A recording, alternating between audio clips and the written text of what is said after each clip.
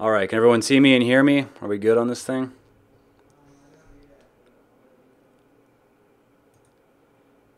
Just let me know in chat if you guys can see me and hear me.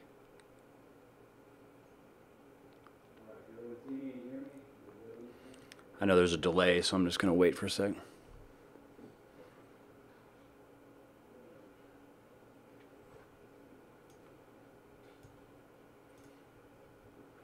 All right, cool. So we are live. Thanks for stopping by, taking the time. I'm gonna do one of these a month. We did one last month, went well. So it's just something fun to do, and everyone can just come by, ask whatever kind of questions. It can be health and fitness stuff. It could be, I don't care, business stuff, personal stuff, whatever. You can ask me whatever. And Jeremy's here with me, so he's going through the questions, and he's just going to be shooting me different questions on Skype, so I don't have to take as much time looking through them myself. So then he can sort through them, and I can just kind of spend my time answering as much as possible. So let's just jump right into it. And if you can just put your question in chat, and then Jeremy will be going through and picking ones. He's going to be picking questions that are most likely to be broadly applicable. So if you have a question that's very specific to you, like I saw someone earlier was saying, hey, I've been cutting for a few months, got down to 10%, I'm very tired.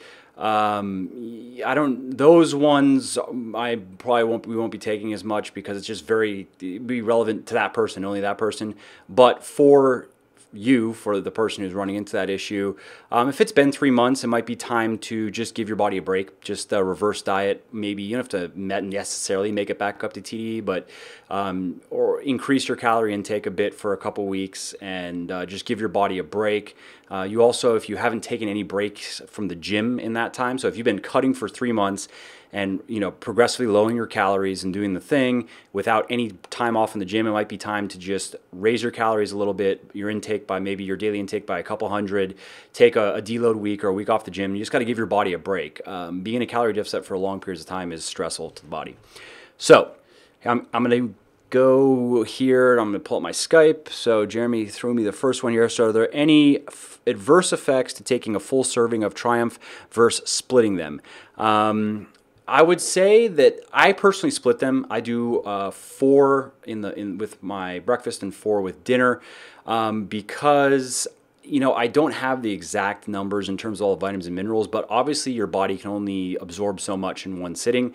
I wouldn't say that it's bad if you take 8 pills at once, but there is a chance that, like for instance, vitamin C, if you were to take, let's just say you were to take 5 grams of vitamin C, a lot of vitamin C in one sitting, obviously your body's not going to be absorbing all that. You're going to be peeing a bit of that out. And so, and you'll see that, if you take, especially you'll see it with B vitamins, you take a lot of B vitamins, your pee will be yellow. If you're, but if you're splitting them up into, let's say you were going to take a gram every hour, let's say you're getting sick or you're fighting something off, that's the general recommendation is a gram an hour, because anything over a gram absorption, your body only can absorb so much. So that's why I like to split and that's why we recommend you just split Triumph into 2 different servings, although I can't say that it's necessarily better. It's the safe way of going about it, I guess. So here's another question here. Do you have any new products coming soon other than Forge? Any ETAs in your future products? Yeah, so we have 5 different products in basically ordered right now that are or we're working on samples, and then we're always kind of researching new stuff. So for example, here I'll pull up our little, hold on, just so you can get an idea of what we're doing. So we have a sleep product that's coming. The name of that's going to be Lunar. And we are going to be doing chewable tablets on that, just to do something different than the powders and the pills. We're going to, they're going to probably taste, we're probably going to go with either a tropical type of flavor or maybe a lemony, a light. It's going to be light, and probably 2 tablets before bed. Melatonin, glycine, rutacarpine, which clears caffeine out of the body, lemon balm extract. Cool, simple product that I'm excited for myself. And then we have a fish oil product that we are working on. It's going to be natural triglycerides from fish low in terms of heavy metals. and it's going to have sesamin as well. Sesamin is a very cool molecule. We actually wanted to put sesamin in Triumph, but the problem we ran into is it is so expensive that we had to cut Triumph off at a certain point. Same thing with curcumin, which is an awesome molecule, which is going into a joint product that we are. It's being produced already. And we wanted curcumin and sesamin in Triumph, but Triumph is already very expensive to produce. And when working on these formulations, basically, and there's somebody that helps us with this. He really knows. This is his whole world. Where we're looking at synergisms of ingredients, not just, oh, this is a cool ingredient, let's throw it in there, but we are going after a certain, benefit of, let's say, anti-inflammatory type of molecules. We're not just looking for any molecule that has anti-inflammatory properties, but we're looking for molecules that also work synergistically. Like with Phoenix, you'll see a good example of that, where you have the hesperidin, the naringin, and the synephrine. Those three molecules work synergistically. And so when considering the synergism of ingredients, that also then it does mean that like certain ingredients, while they're cool, they're very expensive and they don't necessarily work synergistically with what else we have in the product. So we save those for other products. So we have a joint product coming. It's going to have curcumin. It's going to have, it's called type 2 undenatured collagen. It's going to have a couple other things. We'll be putting these formulations will be coming out, like we're gonna be putting up sales pages over the next few months, basically. Like when we're about 3 or 4 weeks out from having the product, we'll be putting up the sales page. And so then you can see what's in the product and decide if you want it or not. We have a greens product that I'm super excited about. We recently got a sample of this greens product, and it was actually the most disgusting shit I've ever tasted. It was so bad. It was like drinking swamp water is actually how bad it was. And I still did it though, just because I had to do it. I drank the whole thing, but it was disgusting. So, but this is stacked. I mean, this greens product, we're spending a lot of money on it, but I want it myself. Like that Triumph and this sleep product, there's the ultimate health and wellness stack, if you will. Like I don't even know. It has between just Triumph and this greens product, which I'll be sending out a survey on the naming soon. You'll see that in your inbox. It's basically like 80% of all the really cool molecules out there that can really improve your health are in those products. So super excited for that.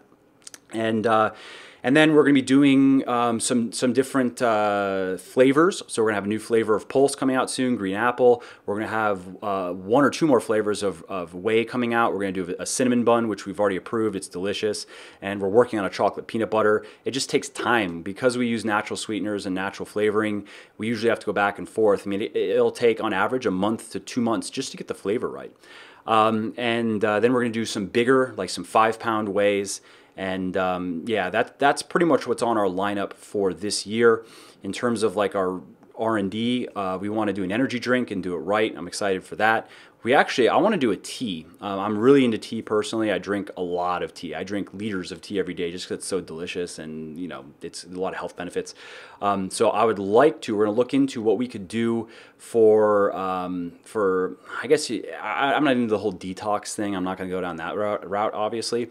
But just to make a tea that gives you the maximum health benefits, and we might even be able to work in a bit of nootropic into it as well, which would be pretty cool. So those are the new products that we have coming. Also, we're really going to have some fun with apparel. We are working with a guy who is a lead designer. He basically manages all the knitwear of one of the largest clothing companies in the world. And super cool guy, and he's actually just is releasing their line of activewear, so he's very familiar with activewear. He knows how to source everything. He knows how to design everything. He's just the man. So we're working with him and putting together, like we do the t-shirts, and we're going to continue doing t-shirts, and they're high quality shirts, and but it is kind of for fun. We want to get into apparel for real and make really high quality stuff on par with Nike, as opposed to some of the more popular fitness apparel brands that are out there right now. I've ordered their stuff because I wanted to do some research on what else is out there, and I was super disappointed. I mean, this was like Walmart quality shit. It was just garbage, thick, uncomfortable sweatpants, just really low quality. So we want to do it differently. We want very high quality. We're going to be using some different materials that are sustainable, that are eco-friendly. The company that we're going with is a fair trade company. They don't do any child labor or any of that. And so it's going to be cool. It's going to be cool. I'm excited to roll it out. It's going to take a couple months to put it all together, but I like the whole angle of not only the quality of the products, but also the being honest about it and creating and not just exploiting people in third world countries to make $1 t-shirts that I can sell for $50. So anyways, I'll be talking a lot more about that in the future here. So let's go to the next question. I'm going to take one more product question just because it's relevant, and that is ETAs and when Triumph and Whey are going to be back in stock, and what's up with going out of stock so much. And it sucks, and I'm sorry about it. It is really, really annoying, actually, because we've had this happen a few times. The first time was 100% our fault. We didn't order in time. The sales took off so quickly right off the bat that we just, between everything, like Jeremy and I one day were like, wait a minute, we're selling a lot of stuff, but we haven't placed our next order. Oh wait, we're going to be out of stock. So, and then the next time it happened wasn't so much our fault. It's that sales exploded, like tripled on a couple products out of nowhere, and we ran out of stock, and that's kind of inevitable because it takes on average about 2 months, 8 to 10 weeks from the time I send a purchase order to my manufacturer. I don't have anything to sell for 8 to 10 weeks. So, that might sound easy to manage, but it gets tricky when you have sales that grow exponentially, when it's not just, and that's without us being able to control it via advertising. We've run very little advertising. A lot of the sales are word of mouth and just driven by Muscle for Life and books and that whole ecosystem. So it is a bit trickier to manage than you might think. But this time we're out of stock is because my manufacturer just, they merged with a very large company, big merger that got completely botched, basically. For almost the entirety of January, they were just shut down. And this is a big company. They're based out of Tennessee. They do $400 million a year in revenue, 700 and something thousand square feet of production space, every certification you could manage. They're the real deal. But they just completely fucked it up. I don't know what to say. So they're behind on hundreds of thousands of dollars of just my stuff alone, almost 2 months behind. I was supposed to have stuff like Triumph, for instance. I was supposed to have thousands and thousands of bottles of that weeks ago, and it's not coming in for like almost a month. So it sucks, and I don't think it's going to be a problem with this manufacturer going forward. Obviously, Jeremy and I are now reaching out to other manufacturers and putting in some backup just in place because we can't have this again. So growing pains, live and learn, I guess. I do think the company's going to be fine though going forward. It's just they exploded themselves in this merger. They did, they paid some company an absurd amount of money to switch them over to some new software system. That company did it wrong and actually just shut them down. Like nothing happened for a month almost. Not a single raw ingredient was ordered, nothing, because they actually couldn't do anything. So you can imagine things were insane over there with a company of that size. All right, so let's move on to the next one here. How aggressively do you increase calories out of a cut when going back to bulking? So this is a reverse dieting thing. If you go on Muscle for Life and search for metabolism, you will see an article I wrote on this, and you want to gradually increase your calories. Now, how gradually is going to be best for you? I would say very safe is you're increasing your daily intake by 100 every week or so.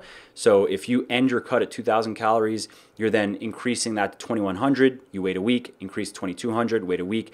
Some people's metabolisms are a bit more resilient and don't get impacted as heavily when they cut. And I've seen guys that can increase their daily intake by 150 or even 200 every week and be just fine, and gain very little weight as they come back up to their TDE, which is what you want to do. You want to bring that up to TDE and see it stabilize there, and then you can continue raising it to when you're bulking. So yes, that's that one. Here's another one. So what do I eat on my days off? I have a daily menu 7 days a week, but included pre-workout, post-workout shake, also on the weekend. So very simple. On your rest days, let's say you're training 5 days a week. If you're cutting, just leave your calories the same. There's no need to change them. Your deficit's going to be smaller on those days, but that's not bad. It gives your body even a little bit of a break. calorie deficit is stressful on the body, so nothing wrong with that. If you're bulking, again, you can keep your calories the same on your rest days. There is a benefit there to be in that surplus on those rest days. You may want to lower it a little bit. It's fine if you lower your intake by, let's say, about 10% or so to reflect that you're not burning, the energy in the gym. It's a minor point. It's not going to make a big difference in fat storage or one way or another. It's really just up to you. I don't, personally, after bulking for a while, I get sick of eating that much food because I haven't bulked in a bit because I'm not really trying to put on much more size at this point. I just like staying lean and staying strong. But at the end of my previous bulk, I was eating probably 4,400 calories a day, give or take 4,000, something like that. And I was actually sick of eating by the end of the day. Like I would have this big bowl of pasta for dinner, and it was like, by the end of it, I just was like, I just want to cut. I just want to cut. I just want to eat less food. So if you're at that point, feel free to eat less on the weekends and use that as like just a break to not have to be jamming down food every few hours and feeling stuffed all day. Question here about Legion's products being available in Canada and also in the UK. No, we can ship, but we don't have distribution set up, and it's going to be tricky actually because I don't know. Like for instance, our fat burner Phoenix has synephrine. Synephrine a mild stimulant. It's kind of a natural version of ephedra or ephedrine. Or, well, I guess ephedra is an herb, is natural, but it's a much milder, it's a similar molecule to ephedrine, it's just a much milder stimulant, whereas ephedrine is very strong. But synephrine is banned in the UK. Why? Who knows why? Europe is crazy with vitamins. In Germany, I think you have to actually like get a prescription to get vitamin C or something. It's ridiculous. You have to go to an MD to like get a vitamin. I mean, come on. So Europe is tricky, but we do have a solution where basically what we're going to be able to do is we're going to be able to warehouse all of our stuff in the EU, and but it's not going to be subjected to any EU laws in terms of what the ingredients are, there's not going to be any import taxes. And then when you order it, we're going to be able to ship it to you cheaply because it's already over there. So maybe you only pay, $5, $6 for your shipping or $7 or whatever, and then it's going to go through customs in your country.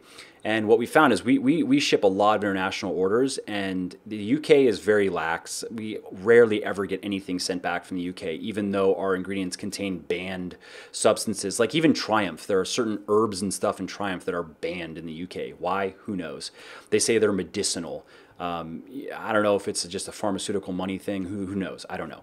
But Germany, on the other hand, we had to stop shipping to Germany because they were super strict about turning things away. We couldn't even, I think it's ornithine in Pulse, or it's one of the ingredients in Pulse. It makes no sense. It's amino acid is banned there. It might not be ornithine. I don't remember. One of them. So, but Germany was very strict on, they check it and they would send it back. So we had to stop shipping to Germany. But that's basically our Europe solution.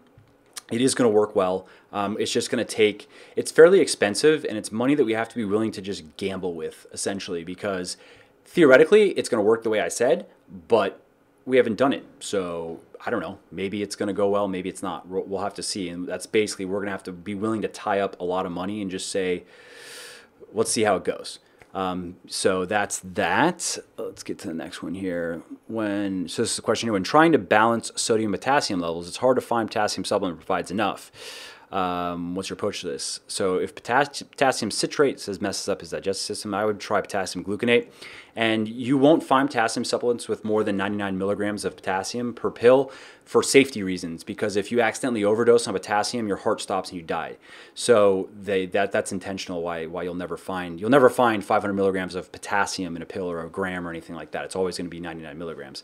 And that's what I do. I mean, I supplement with about 1 gram to 1.5 grams a day. I eat 2 bananas every day, and my vegetables at dinner are about another gram. So I'm getting up to about 5 grams a day through food and supplementation. But try potassium gluconate. That might be better on your stomach, and also depends how much you're supplementing with. Ultimately, if it's messing up your stomach, then I would just work it out with food. Like bananas, a medium banana has about 1 gram of potassium, 800, 900 milligrams. And if you look at some other vegetables, you can choose some potassium-rich vegetables. So yeah, that's what I recommend on that.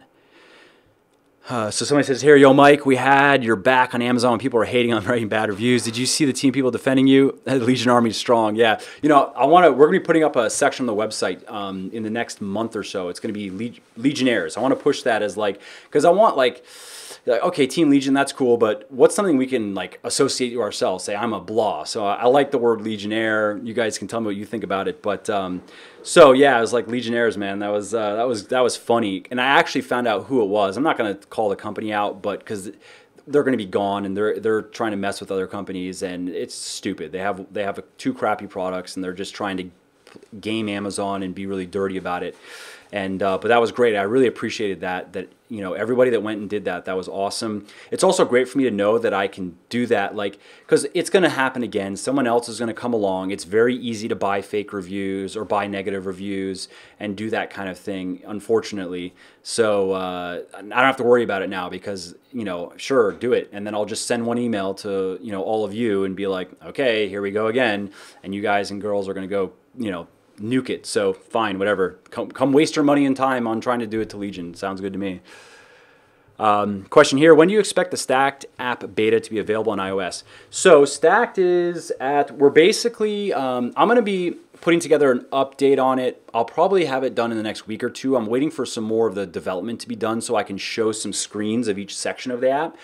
Because it has quite a bit. It's not going to be overwhelming, but it has a bit more than most other workout apps. So I want to be able to show and have a little like just breakdown. And this is what this section is, and this is how you're going to use it. But I still do think that it'll be beta ready on iOS by the end of the summer, somewhere in summer. So we're looking in the next couple months. It should be ready to go. I don't see how it could take longer than that. And that's me like actually adding some time on what I think it's going to be. But it does just. It just takes time, and you know they're working away on it. They're doing it. So I did lose time though. I thought it was going to be. It's kind of a month behind really actually, but it's being caught up. So I will be sending out an update on that soon. I'll be putting together a page basically on the getstackedapp.com, and that'll give a sneak peek basically, and you can share that around if you want, and just see where it's at. But I think you're going to like it. It looks real slick. The functionality is coming together really nicely, and I'm getting to that now, the most important part, which is how it works when you're working out. That is the most important section or part of the whole thing, because I want it to be very intuitive for when you're actually lifting. Like that just needs to be perfect. And then there's going to be a whole section of the app which is called the journal, which is where you're going to be able to track your progress. And yeah, a lot of apps have that, and you can graph different things, whatever. But mine's going to be very, very customizable. I'm thinking of it kind of like if any of you are familiar with how Google Analytics works and how you can set up your dashboard with widgets and be very specific on the data points you want to track. Same thing with working out. Because of the different programs, like someone's doing 5-3-1, another person's doing starting strength, another person's doing bigger, leaner, stronger. All of those people and have different goals, different things that they want to track. One person might want to be tracking their body weight, their body fat percentage, and their progress on their big 3 lifts. Another person may want to only be tracking their progress on their squat and bench press. Another person may want to only be tracking body type metrics, measurements, and stuff. And I want that to be completely customizable in the app, where when you load up that journal section, you get to see all the data points that you want to track. And there's going to be a lot of cool things, a lot of cool ways to manipulate that data, and not just to be cool, but actually to be useful. So that's that. Let's see. Any difference between hydrating with sparkling water or regular water? Not that I know of. There are rumors that carbonation is bad for you. I've never seen any scientific evidence of that. My wife loves sparkling water. It's like all she drinks. And, also like caffeinated beverages do hydrate you. It's not true that caffeine dehydrates you. The carbonation doesn't dehydrate you. So if you like sparkling water, go with it. You're fine. Is it possible to replace leucine with HMB when doing fasted training? Yeah, leucine does taste like shit. It's so bad. Yes, absolutely. Actually, HMB is it's in Forge, which is coming out soon. Which is, I had a hard time actually like describing what it is, because it's a fat loss product specifically for fasted training, but a lot of people don't quite understand fasted training and what that is. So I'm kind of calling it a pre-workout fat burner, because I guess that is the simplest way to communicate what it is. But it is specifically for fasted training, because while training in a fasted state, you are going to burn a bit more fat than during the workout than training in a fed state. I think the real benefit of fasted training is, one, when you're really going after stubborn fat, because you get increased blood flow to the area, which really makes a difference. And two, it is use that to get the most out of supplements that help you lose more fat, because the hormones and the signaling molecules that are related to fat loss, they are working at their most efficient, I guess you could say, in a fasted state when insulin levels are low.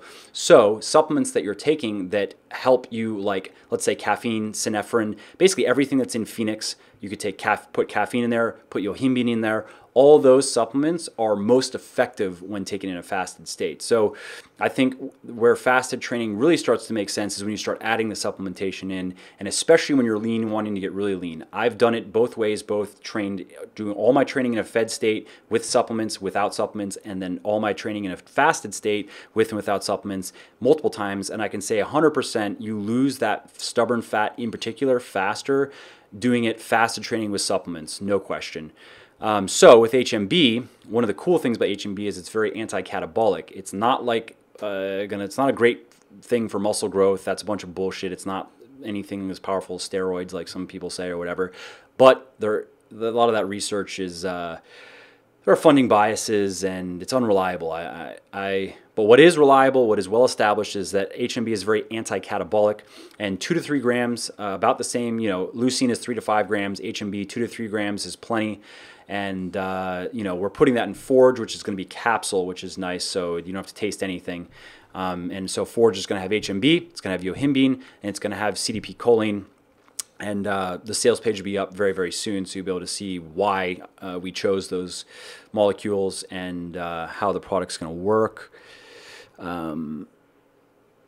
So someone says they love the workouts, but they seem a little long at about an hour. Is it possible to superset these and decrease time during the workout? That's a good question that I actually get asked fairly often about rest times, because a lot of people, myself included, I used to do the high rep stuff. I used to take short rest times. I used to try to do the cardio acceleration in between my sets and do all that shit. And what I found now that I don't do that. Now I do what I practice what I preach. I lift heavy weights and I rest in between sets, and my rest is usually me sitting there. If I'm with somebody, then I'll talk. If I'm by myself, I read a book in my Kindle app on my phone. I just sit there and wait I have a timer, and the point is, you're in the gym lifting weights to get stronger and to build muscle. And that rest time is very important because it allows your body to recuperate and get ready for the next set and keep the weight heavy. The problem is if you cut that rest time, let's say you're lifting some heavy weight, let's say you're doing like 2 to 3 rep stuff, and you try to rest 1 minute in between those sets, you're going to get 2 to 3 reps, and then you're going to rest, and then you're going to get 0 reps. You're going to get stuck, and you're going to have to drop the weight. So use that rest time so you don't have to drop the weight, so you can keep the weight heavy. Now, of course, too much rest just kills your workout and is counterproductive. Too little rest, though, is counterproductive in that, yeah, sure, keep your heart rate elevated, burn a little bit more energy during your workout, but why?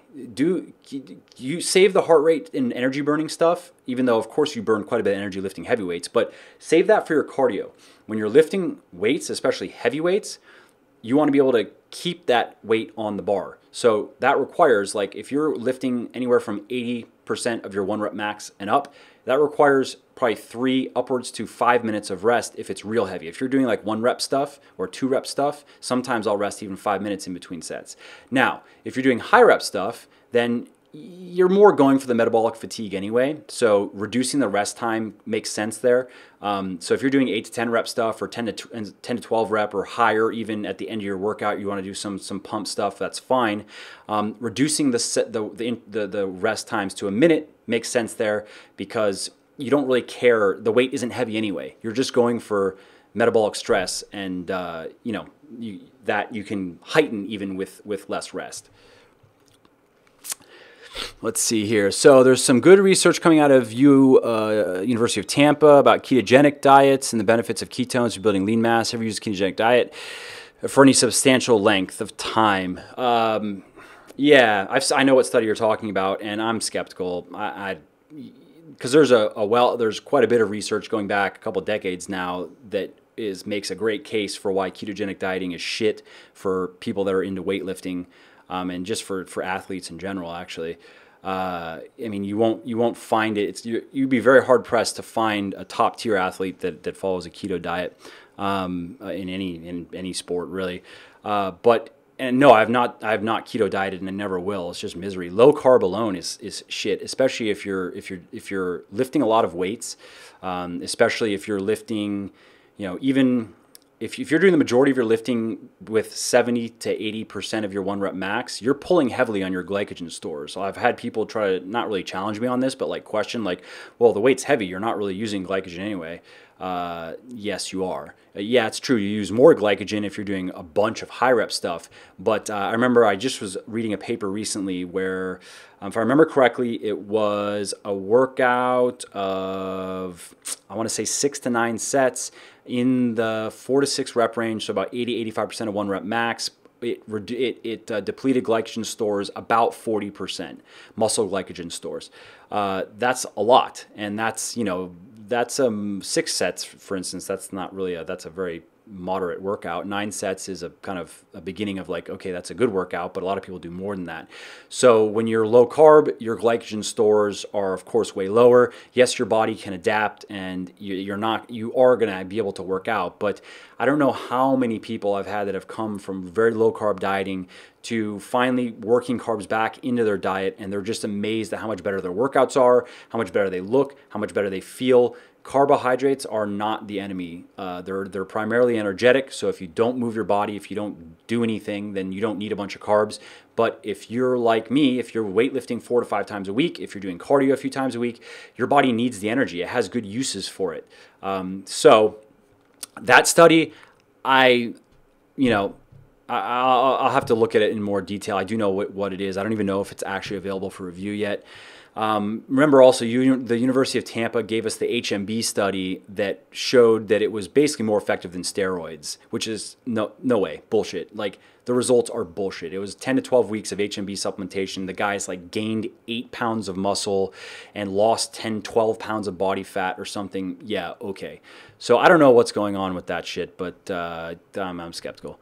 So someone asking here, about upper chest and that I had to prioritize it in my workouts, and how did I do that? So yeah, when I first kind of started fixing the way that I train, I noticed that my lower chest, my pec major, was very overdeveloped when compared to my upper chest, the pectoral. It's a muscle that kind of goes across here, right where your clavicle is, and if you search Muscle for Life for chest, you can see a whole layout of it, and I kind of talk about this in depth. But basically, the incline pressing puts the most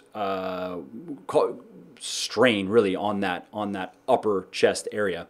And so what I was doing is I was starting every chest workout with 6 heavy sets of incline pressing. So it'd be 3 sets of barbell, 3 sets of dumbbell. I would do that for 4, 5, 6 weeks, and then I would just flip them, and then I would do any flat pressing or dips after. And if I was doing dips, I would usually save them for last, and they'd usually be some higher rep stuff, although sometimes I would weight them and just keep it all heavy. And it took about probably 6 to 8 months of that before I finally felt like, okay, my chest is balanced now. So if you're having that problem, just know it takes work. And that was also bulking properly as well.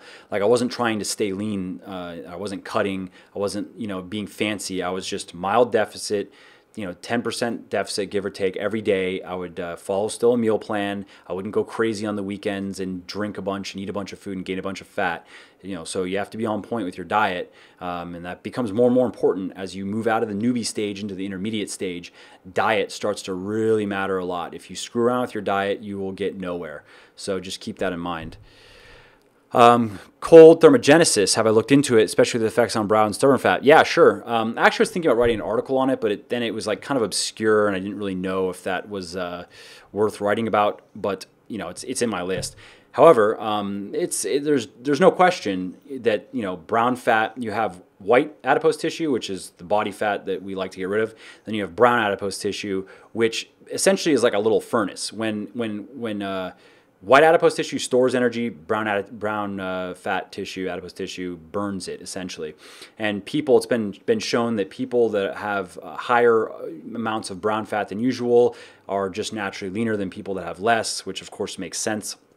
And so when you are shivering, for instance, that's activating brown adipose tissue, and that's a 100% known thing. There's no question. You burn a lot of calories shivering. I don't remember the number, but if you could stand it and be in a state of that amount of cold for like an hour a day, you would never need to do any cardio to lose weight or anything. But who can do that, right? Now it's funny though that you bring that up, because I recently ordered something. I don't really know what to think of it. I kind of feel like I may just be giving some of my money for a piece of shit, but it was like the Cool Fat Burner, it's called. And basically it's also known that the majority of brown fat is in this area. And I believe there's an area on the back, but it's in your upper torso. And so this is basically some sort of ice packs that preferentially cool those areas where brown fat is most prevalent in most people's bodies. And apparently it cools those areas enough where, yes, I mean, you're going to have to get used to it. It's not going to be comfortable. I'm already assuming that. But you don't have to go to where your whole body is shivering. It's just that it will be uncomfortable, and it's going to be very cold in certain areas of your body, but it was not going to burn your skin, and you're not going to sit there and shiver. And if it does work, then you could burn hundreds of calories a day just wearing ice packs essentially on your body. So, I don't know what to think about it. We'll see if that works. But, the science of cold thermogenesis and brown fat activation is 100% solid. It's just it's not very practical, because it's so, you have to be sitting there shivering. Like, yes, then you're going to be burning a lot of calories. That's true. But how long can you really do that for? What are my thoughts on weighted exercises for the obliques, twists, and wood choppers? I think it's stupid unless you have very small obliques, underdeveloped obliques, then it makes sense.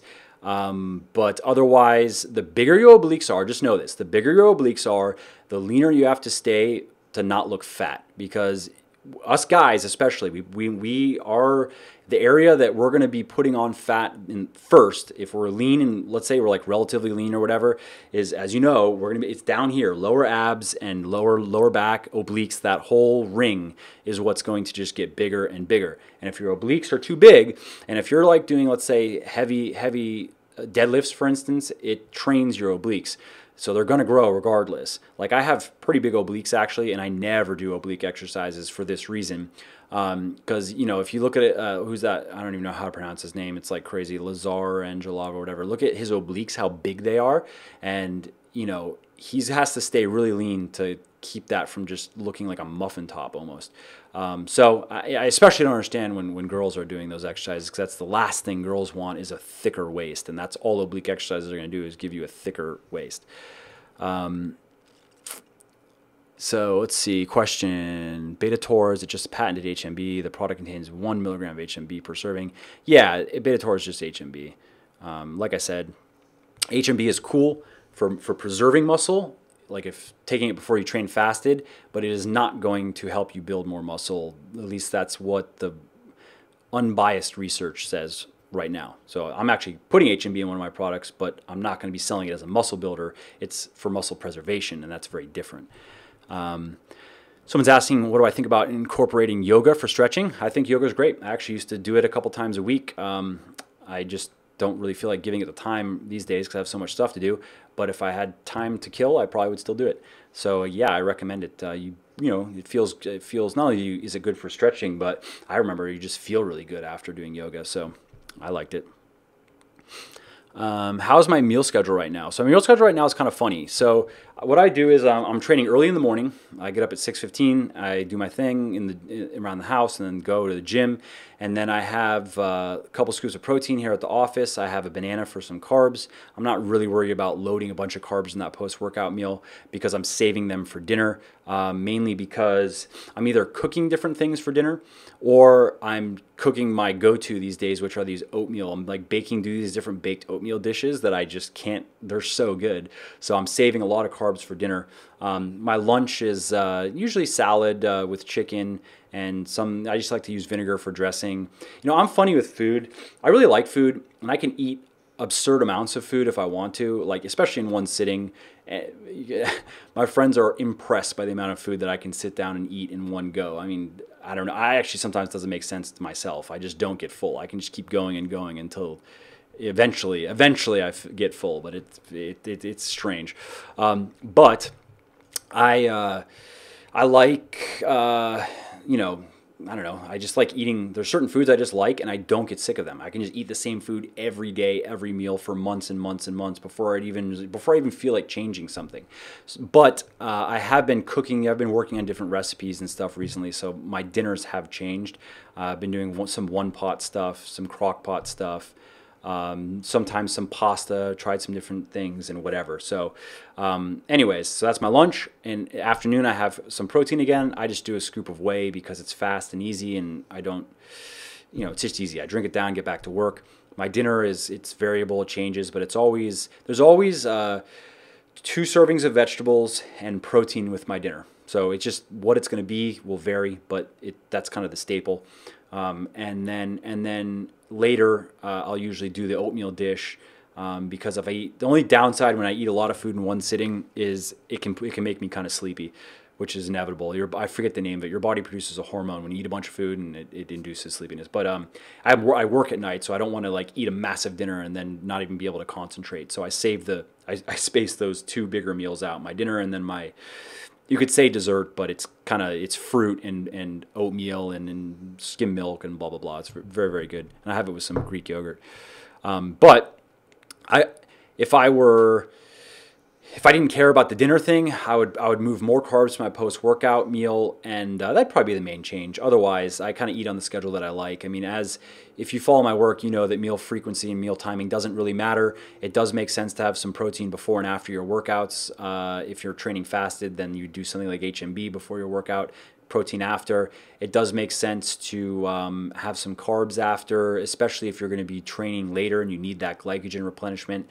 But otherwise it doesn't really matter. And it does make sense to have some protein before bed, simply to keep some amino acids in your blood, which can help. There's one study that, and it's a minor point, but it's a very simple logical mechanism that your body needs amino acids to repair itself.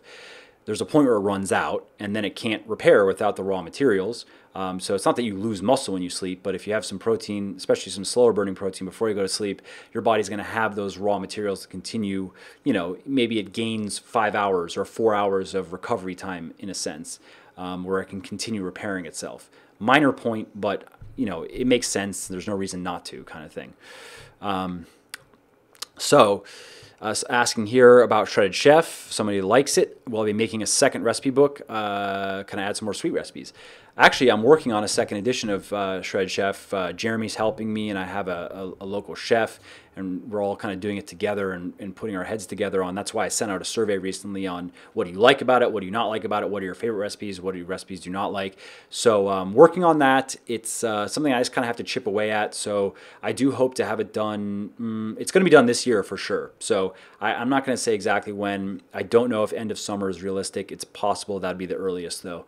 And yes, there are going to be some more dessert recipes, and just going to be putting some more content in it, just bringing it up to where I want it to be now that it's been a couple years and I've gotten a lot of feedback basically, and so working on it. So what are my thoughts on Quest Bar and the net carb controversy? Are they a good source of protein, or what do I think? Yeah, I think they're a good source of protein. Again, I mean, with a lot of the scandals that pop up now with supplements and amino spiking and this and that, it's hard to know. I mean, hopefully they're using a good quality protein and not ripping us off. You wouldn't know unless you tested it. But the net carb thing is bullshit, and that's what they're being sued over, and rightly so, in my opinion, because it's misleading.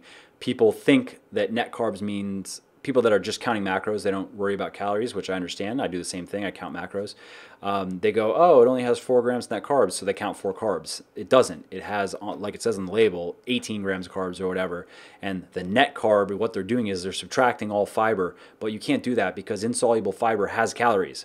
It doesn't. I think it has about 2 calories a gram. It's not the 4 calories a gram like, you know, like a regular carbohydrate, but it has calories. So you can't just delete that from your macros or from your calorie counting.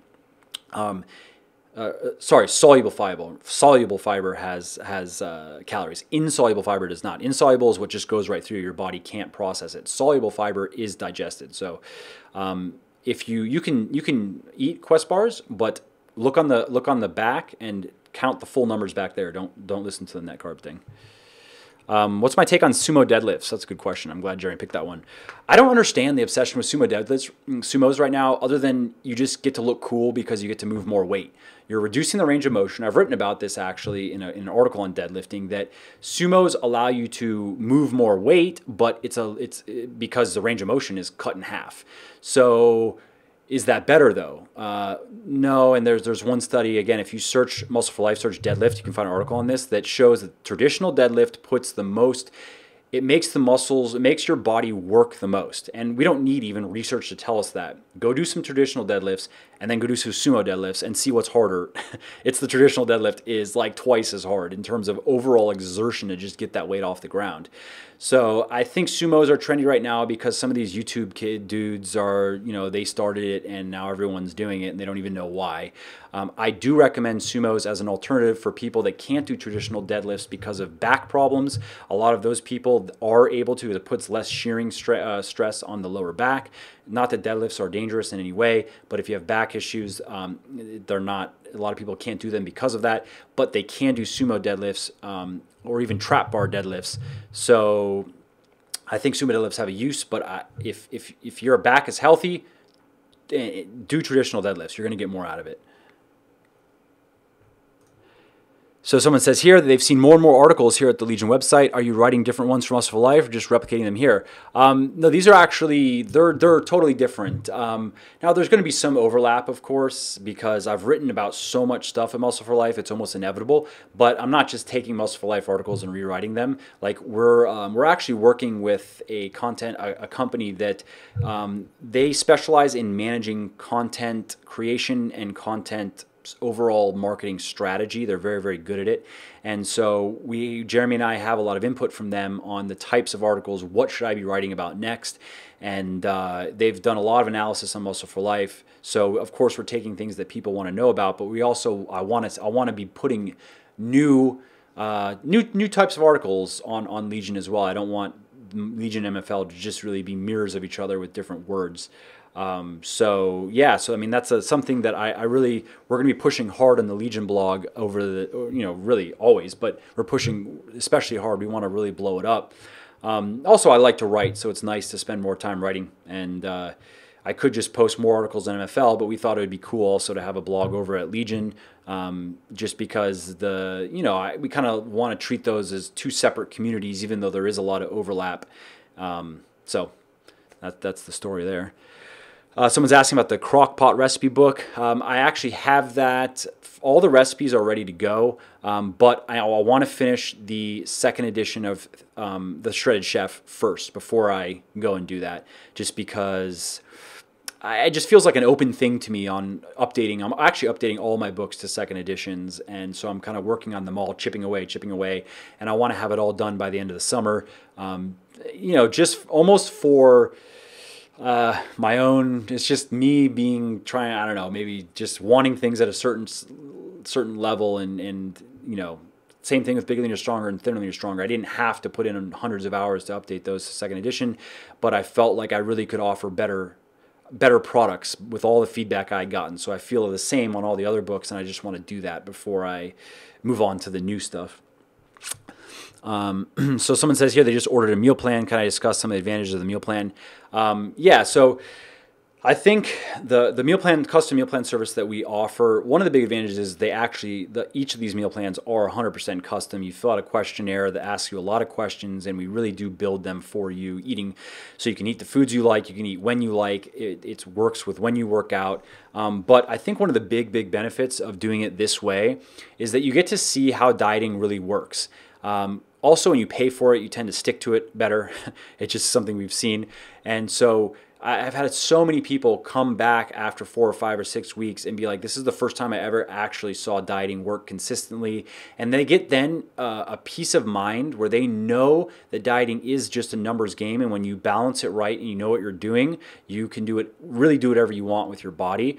And that is hugely valuable, because then now not only can you make gains, but you're bulletproofed against all the bullshit out there.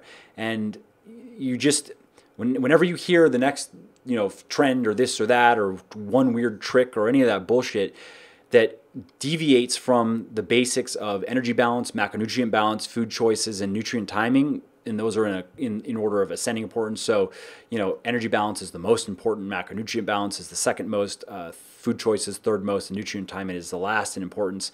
Whenever anything deviates from that, immediately who gives a shit. Just close it, move on to the next thing because it's bullshit. So that's really the big benefit that people get, and then they feel comfortable making their own meal plans after that. They learn their body. They learn, in a sense, their sweet spots in terms of calories, their maintenance calories, their bulking calories, their cutting calories. So it's a bit of it's not just, oh, here's a meal plan to have fun. It's a bit of a process where people learn how their bodies respond to different types of foods and different amounts of foods and stuff like that. So someone's asking, what's my position on probiotics? Is there scientific proof that they can offer positive effect? And do I plan on offering one? Funny you ask, because I was actually talking with somebody just recently about probiotics, and I'm not exactly sure what to think yet. There is one in particular. It's a long string of letters and numbers I don't remember off the top of my head that is looking very promising. Theoretically, probiotics should help, but the problem is a lot of the probiotics that you'd go and buy in a store are nothing. They're dead bacteria. They're worthless. Actual live bacteria of certain strains, it does look like there are benefits to that. But again, I don't know enough yet to really want to commit to any position on it. I would love to have a probiotic product, but again, it would have to be backed by good research.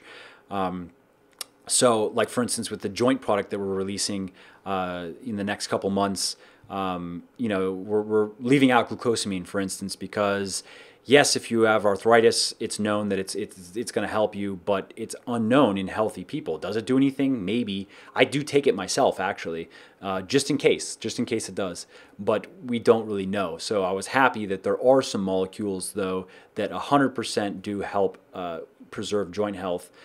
So that's kind of where we try to go with things. Like there are, take 7-keto, for instance, for fat loss. We just don't know yet. It might work. The research is that we have available is not exactly reliable. The mechanism is possible, but in a few years we'll probably know more, and it may be a great molecule, but you're not going to find it in any of our products until we know. So we just stick with stuff that there's a lot of good scientific evidence that it's going to work, and it's going to be reliable too. Like CLA, for instance. Yes, the mechanism makes sense. It stimulates a certain type of receptor called PPAR that is related to fat burning. And okay, there is research to support that, but then there's research that shows it does absolutely nothing for some people. It's unreliable, and I've never seen a great explanation as to why. I don't know if it's even known why. It's reliable.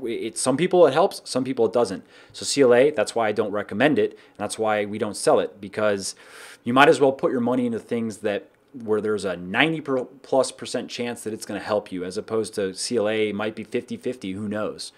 And with natural supplements, especially with fat loss, you're trying to stack as many reliable ones as you can to make a difference. One by itself, just synephrine, is not going to make that big of a difference, but you say you add caffeine to it, now it makes a bit more of a difference. You add hesperidin-naringin, now it makes more of a difference. You add green tea extract, now it makes more of a difference. But individually, all those things would be insignificant, not really exciting. But when you put them all together, let's say you could go from instead of losing 4 pounds of fat in a month, maybe you lose 6 pounds. That's significant. Or even 5 pounds in a month. If you use an extra pound of fat in a month, that's significant. So that's kind of how we try to approach, where we're just trying to fill our products with as much high quality ingredients, or as many high quality ingredients that are backed by a preponderance of solid research, where we actually get people that are very, very educated regularly contacting us. Professors with PhDs, biology with biology degrees and even people that work in the supplement industry that are been in it for a long time that praise us for our formulation, especially Triumph. People that are really kind of into the science love Triumph because it's so stacked. That's how this greens product too is going to be too. People are going to love it because it's so stacked. There's so much good stuff in it.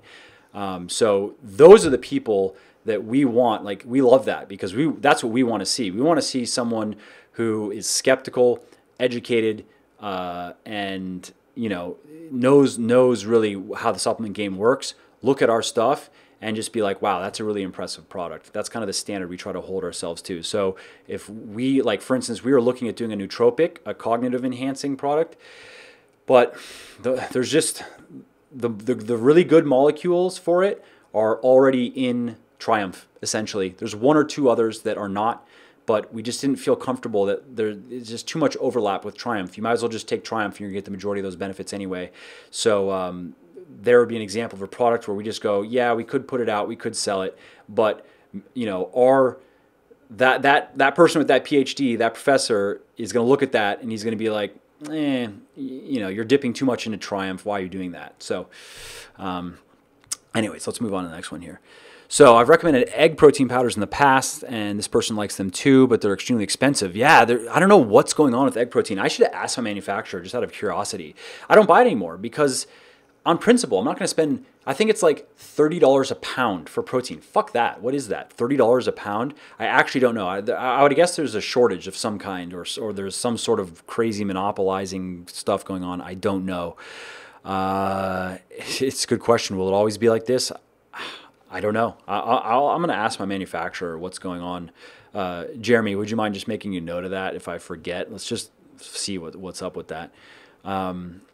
So move on to the next one here. Airline Pilot has a very hectic schedule and makes it almost impossible to plan or pre-make any meals.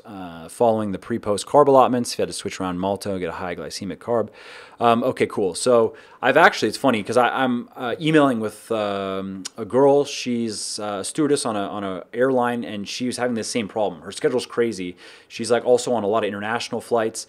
And so first, don't worry about your carbs. When your schedule gets crazy, make your carbs work however you need to make them work. Don't worry about the high glycemic before or after workouts. These are very minor points that are nice if you have the luxury, but it's not a make-break point whatsoever. So get your carbs however you can get them, and that's that. Try to get your protein. Again, it's best if you can have some protein before and after you train, or at least within a couple hours before and within an hour after. That's probably best. Otherwise, you just have to hit your numbers on a day-to-day. By the time you put your head on the pillow, you need to have eaten the food that you need to eat. And what this lady that I'm working with is, I'm just kind of like emailing with her, helping her out. But basically what she's doing is she's intermittent fasting. And intermittent fasting is great for traveling when your schedule gets crazy because it allows you to fast for, I think she fasts on general 18 hours or so, 16 to 18 hours when on certain days of the week. So then she can control her calorie intake in the 6 to 8 hours where she eats. And it's working very well for her.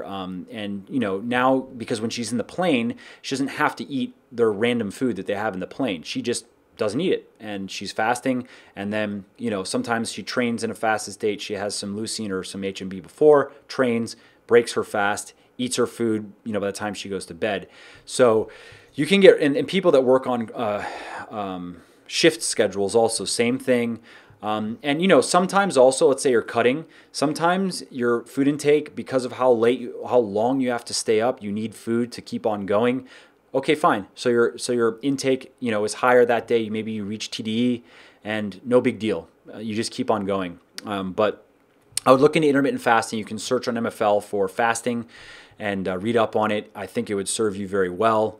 And yes, so carbs, travel-friendly carbs.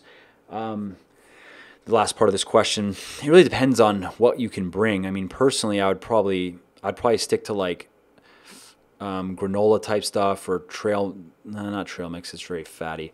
Granola is very carb dense. Fruit is good. You could drink carbs like fruit juice and stuff. It's not ideal, but you could do that for some of your carbs. if you can bring a sandwich, you have bread. I mean, it's a little bit tricky like that. I mean, that's why it sometimes is best to save the bulk of your carbs when you can sit down and eat some potato or eat some pasta or something that has some substance. Why is the military press such a bastard to progress on? I know it's such a bastard. Because the shoulders are small muscles, and I mean, you're really putting a lot of stress on the front deltoids, and they're little muscles, and you're trying to get them to move hundreds of pounds. I found that, like arms, my overhead or my military press really only progresses steadily when I'm in a calorie surplus. Steadily when I'm bulking. Like if I'm eating around maintenance or if I'm calorie cycling to be at maintenance, my shoulders are just bastards. They, that's also the natty curse, is that your shoulders are never good enough. So your shoulders are a never-ending work in progress, essentially. But I should write an article on that, because I have articles on like how to progress on squat and bench press and stuff. But military press, your general weightlifting plateau strategies are what you'd want to use though. So go on Muscle for Life and search for plateau, PLATEAU, and an article will come up, and try some of those strategies. But if you're not bulking, then in my experience, I mean, like I said, my military press went nowhere until I was really bulking, and it really maxed out at 225 for 2 or 3, and I weigh about 190.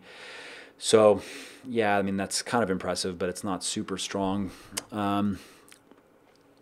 Cheat meals okay during reverse dieting? Yeah, sure. Also keep in mind with cheat meals, and I have an article on this. If you search for cheat meal on Muscle for Life, you'll find it, where you can save calories for these meals. I mean, so then you can end the day in a slight surplus. You don't have to go in a 2,000 calorie surplus just because you want to eat a big dinner.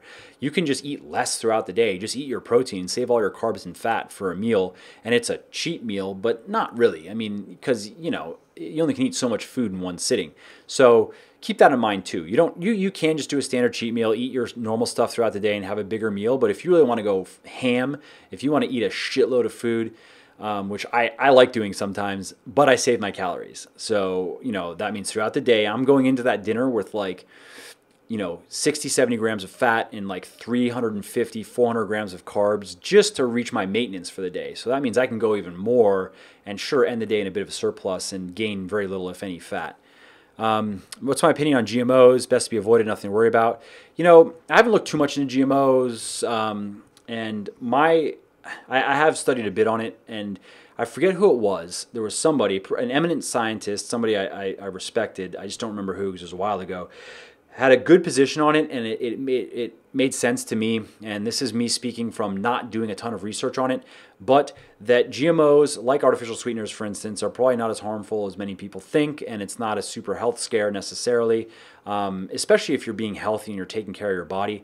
But we don't have a lot of human research on the long-term implications of things, especially with certain GMO foods that have stuff like glyphosate, or glyphosate actually bred into it, pesticides that are very toxic. So we don't know, basically, was the long story short. And the guy that was speaking was basically saying that he thinks that it's being a bit too enthusiastically adopted for how much we don't know about the long-term implications. So I actually wrote an article on organic food, which is the other side of this, which you can find on MFL if you search for organic. And there are certain foods that it makes sense to buy organic because you can avoid a lot of chemicals. It's called the Dirty Dozen, is kind of these list of foods that if you want to avoid pesticides and such, it's smarter to buy organic. Generally, organic foods have a bit more nutritional value as well, but that doesn't mean that if you can't buy organic because it's expensive, and I understand, then it doesn't mean you're screwed or anything like that. Don't worry about it. But if you can't afford it, at least certain things like potatoes and certain berries and stuff, I think it makes sense to buy those organic, but you don't have to freak out about avoiding all GMOs. Let's see. Oh, this is a good one here. So this person is asking about macro ratios. 40-40-20 ratio is the standard ratio, but if you're consuming a lot of calories, that would be a lot of protein. And this is a good point. I'm actually going to work this into an article sometime soon just to make this clear. 40-40-20 works well if you're cutting or eating around maintenance. It's going to come out to be more or less where you want to be. But once your calorie intake goes higher and higher and higher, it does start to become kind of fucked up because your protein intake is way too high, or just way higher than it needs to be. It's not that it's harmful to be eating like 1.5 grams protein per pound, but why, unless you just love protein that much?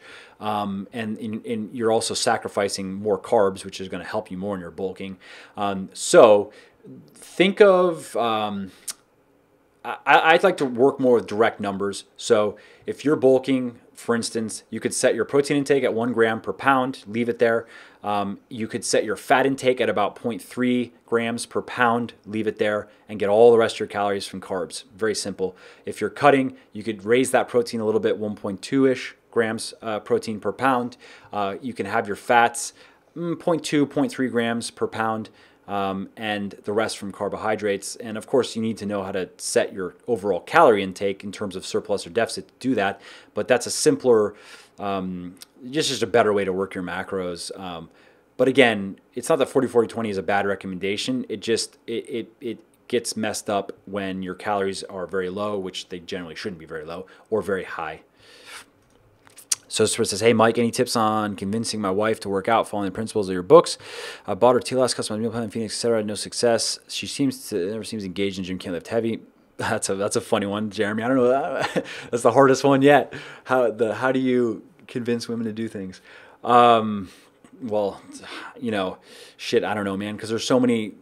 Like, does she personally feel motivated? Is this her personal goal to get in better shape, or is this something that you're trying to push on her? Anyone that has any experience with women knows that you're trying to push, especially body things, that's a recipe for disaster. That never works.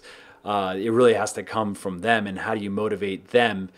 And that's a whole thing. I don't know. How do you motivate people? So sometimes I go back and forth on that, where like, yes, there is a certain amount of certain people that give them a push and people get going. But if people are not inherently driven, this is in life, just not just fitness, but certain people, you just can't motivate people that don't have drive. I mean, I don't know what to say. And I'm not saying your wife doesn't have drive. This just reminds me of something that I've just thought about recently. I don't know how it came up.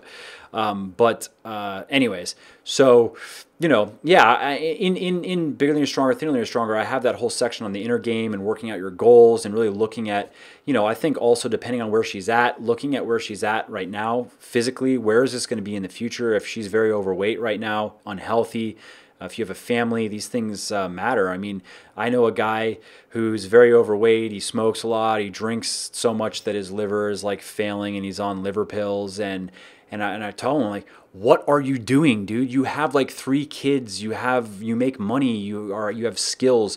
Why are you throwing your life away? What are you actually doing? And he's like, and he'll say stupid shit like, well, you have those people that like smoke, and drink their entire life and live to be 100. I'm like, are you actually saying this to me right now? Look at, do you know how to data statistics?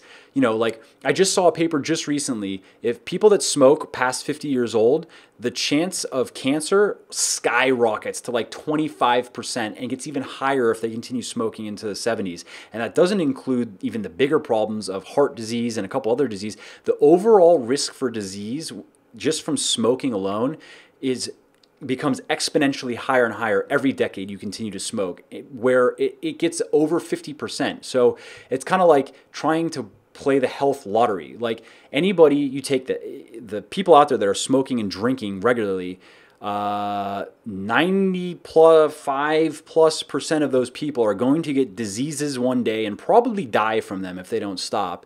But those people, though, are looking at, well, yeah, but there's that one person that did it their whole life. What about them? Like, who cares? They're an outlier. They got lucky. I don't know. Like, why are you trying to gamble like that? So that goes back to health stuff. And, I don't know, how your wife is in terms of if it's an actual health issue. But sometimes people, in talking to this guy, he's like, yeah, I know. And each time he tells me something, maybe I'll finally break through to him. But sometimes I've seen it takes that. I mean, I was reading a book recently where the number one reason why people start weight loss programs this is in clinical, this is based on a lot of clinical research, was serious health problems, like a whole variety of them, but it boiled down to serious health problems where a doctor had to be like, all right, motherfucker, you're going to die if you don't stop. If you don't lose weight and change your lifestyle, you will be dead within 5 years or 10 years.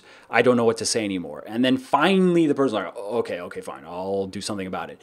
So what is that? I don't know. And that's not just something that you see in fitness. You see that in other areas of life. Take money, where people will bury themselves in so much debt where it's like, okay, you're fucked. Like, if you don't stop, I don't even know, you're done. And then finally do something about it. So, I know I'm just kind of ranting at this point, but it can be tough on the motivation side of things. And I think, though, it really needs to be the person's personal motivation, though. So, all right, I'll do one more. I know could go on forever, but do I plan? I'll do two more. Jeremy gave me a good troll one here. So when's my next haircut? I think I'm just gonna go with longer hair again. I did the whole short hair. I refuse to do the trendy shit because everywhere I go, someone has some trendy haircut and a big beard. I can't do it. It just is. It's been beaten to death. Beckham started it, and he's the man. And then everyone was like, I'm just gonna do that. And now everywhere I go, you know what I'm saying, Jeremy? Dude, everywhere.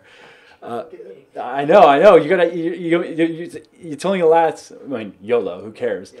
But me, I everywhere I go, there's like at least 5 out of 10 guys have some sort of trendy. Not so much like yours. More the undercut over with the big beard. I'm like, these guys are just complete clones of each other.